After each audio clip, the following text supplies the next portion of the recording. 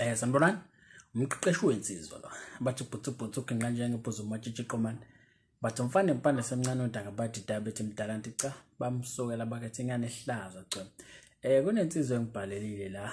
Umfowethu ubhalile wathi, "Sawubona mqeqeshi, ngithemba uyaphila." While ngiyaphila mfowethu, ngithembe na ukuthi right la khona. Uthi bafowethu nginenkinga lana kodwa ngizoba mfishane. Angeke nginabe kakhulu. Uthi umfowethu ke mina vele ngingumuntu okulandelayo futhi nama video wakho ngiyawabuka kakhulu and angisizile kakhulu ngoba sekubalula ekuthenini ngikhulume nentombazane. Ngiyakwazi ukuqala ingxoxo sikhulume nentombazane kube mnandi. Ngiyakubongela mfowethu, into enhle leyo. Yabo omunye angayithatha kancane kodwa iskill leso esibalekile. Uyabona sokwazi ukusocialize nabantu. Ukhulume nabantu ngaphandle kokusaba yabo ngiyakubongela. Uthi mfowethu ke futhi amantombazana amaningi angikhonzile.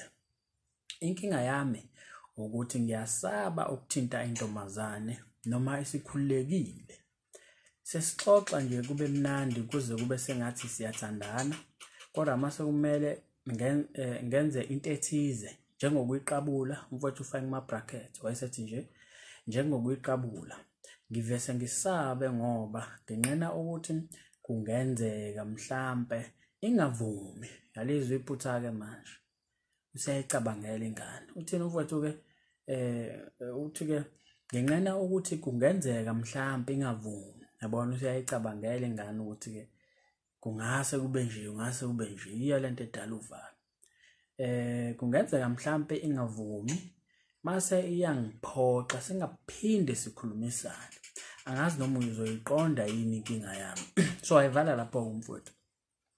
Yabona mfowethu inkinga yakho ngiyiqonda kahle kamhlophe ngoba into leyo almost insizwe eziningi ezibhekana nayo. Nami into engiyaziyo leyo. Yabona. So wena mangabe uthi usaba ukuphoxa umuntu wesifazane, into engizokutshela yona ukuthi mancane amathuba ukuthi ube nayo intombi. Ngeke ngize ngifihlele mancane amathuba ukuthi uqone ngobani uyasaba ukuphoxwa, uyasaba futhi nokuyithinta intombazane. So uma usaba ukuyithinta intombazane mancane kakhulu amathuba ukuthi kube iyona ekuthintayo. Yona izokunikeza ama signs nokuthi hayi igcwele ngesosha noma iyafuna ukuthi isosha liqabule kodwa manje isosha malisaba ukuthinta intombazane noma ukusondela kuyona intombazane. Mfowethu angeke kuze kukulungela yabona. So lento ake ngibhekise kumina khonzozo kahle. Yabona mina iskill bengidla ngaso eminyakeni edlule yabo esokuthi intombazane ngifike ngiyihage yabo.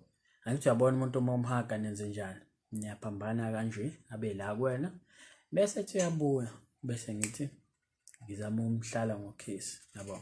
So leso skill bese ngisebenzela kakhulu bengidla ngaso nje ngikhulekile singakaze sifeyile until one day kukhona la okwenzeka isimanga khona yabo.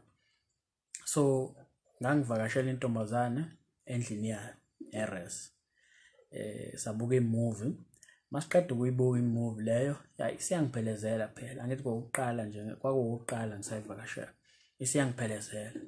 Hayi sekufika la khona ukuthi hayi jikeke isiyavalela isaka. Hayi ngithi hagi masithi iyabuya kanje ngithi ngiyasondela. Hayi ilokhozi ingane ingafuni. Ngithi ngiyaphinda hayi ingafuni ingane yabo.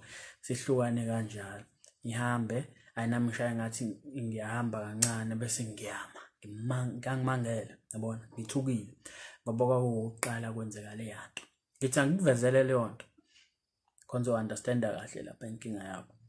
So ngithukile ngimangele angazi ngicabanga ukuthi into enje ingenzeka yabona. So ngahamba kanti mangifika endlini ngangena efonini ngayibhalela kuWhatsApp etshela ukuthi hey ngiyaxolisa ngesenzo sami angazi nami bengenwe yini yabo ngakhombisa ukuyizola ngesenzo sami. Ngiyangiphendule ngathi hayi khulileka ngingesaba yabona. So iphuthe ngalenza lapho akusigona ukuthi ngazama ukuyiqabula yasinqaba, yabona, akusilona iphutha lelo, yabona, ngoba yabona entombazaneni phela into ekufanele uyi-understand ukuthi umuntu kufanele umkhombise ukuthi uze ngani, yabona, ungagcini ngokukhuluma kuphela, mkhombise nangezenzo ukuthi uze ngani. So into ebalulekile ukuthi kufanele umsendele imessage ngezenzo, leyo message engikhuluma ngayo yezenzo ngani, ukuthi uzama ukumqabula njengoba ngenza, yabona, ukuthi uzovuma noma ngeke avume, uzodaka enzeni, akunamsebenzi lokho. But the important thing, uyamkhombisa ukuthi wena uyamfuna ngoba ugcwele ngaye, yabona. So ukuthi ukwazi ukuqabula noma udakhile wenzakalani, but yena useyazi ukuthi hayi awuzile ngomngani, awuzile mhlambe ngokuba ubest noma yini, cha, awuzile ngalokho, uyamfuna ngoba ugcwele ngaye, yabona. So iphutha engalenza ukuthi ngigijime ngefonini ngiyoxolisa, hayi ngiyaxolisa ngesenzo sami, yabona, of which kwangafanele ngikwenze lokho. So kwakufanele nje ngizibe kanjalo, ngingayibali, because i-message mina ngayisenda again ukuthi ngiyamfuna, yize dakhile, yabona. So then-ke mase ngikwenzile-ke lokho, isishilo ingane ukuthi hayi, angithi yangiphendula ingane yathini, yathi hayi mangikhululeke ngisabe, because I-understanda yona ukuthi ngiyayifuna, yabona. So ingakho yangiphendula kanjalo because I-understand, yabo. Ukube mhlambe enga-understand ayizosho ukuthi hayi cha ungiphoxile ngempela, bengayilindele lento kwena, futhi nje ungaphinde nje uyizame leyo nto, yabo, cha, because I-understand, yabo. So engizama ukusho kuwena ukuthi uma uyinsizwa usaba ukuphoxeka, uba nenkinga, yabona, uba nenkinga ngoba ngeke uzuqonya. Ake ngithi nje mancane amathuba ukuthi uqonde, ngoba phela there's always 1% chance mhlawumbe uyohlangana nentombazane of which mancane kakhulu amathuba ukuthi uhlangane nalo ntombazane okubiyona ekushelayo, iphinde kubiyona yenza isokomjida wena, yabo, kusho ukuthi wena uyophenduka umuntu wesifazane, yabo. Emhlabeni iziningi izinto ziyenzeka, so mancane amathuba ukuthi uqonye uma uzosaba ukuyithinta intombazane noma uzosaba ukuphoxeka. So kungenzeka inenhlanhla kakhulu-ke nina, yabona mfowethu, inenhlanhla enkulu ngoba thina izinto sabona sezenzeka kuthina, yabona, safunda khona. Wena into ngiyakutshela manje ukuze mhla uhlangabezana nawe ungaphoxeki, usuyazi ukuthi into ebalekile yini, ukumsendela leyo message ngezenzo. So ukuthi iphumelelile noma ayiphumelelanga, but the important thing is i-message lo obuyisenda, uzi-understand ukuthi hayi vele uyazi ekuqaleni ukuthi njengoba nihlangene uthatha inamba yakhe bengakona ukuthi uze ngomngani nani, but still usadinga i-confirmation yakho. So ngani ukuthi uzama ukumqabula, whether uyaphumelela noma uphumeleli anamsebenzi, yabona, but i-message uyitholile.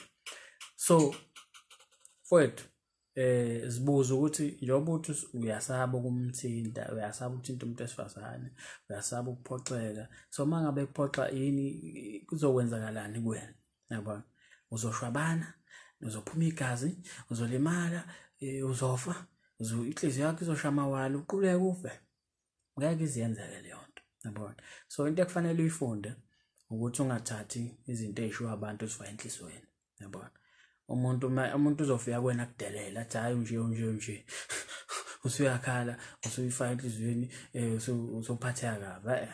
Kwesinye isikhathi uhleke nje umuntu ekudelela, uvele uhleke kakhulu, yabona, ngoba niyazazi injabulo yakho ayidependile komunye umuntu, yabona.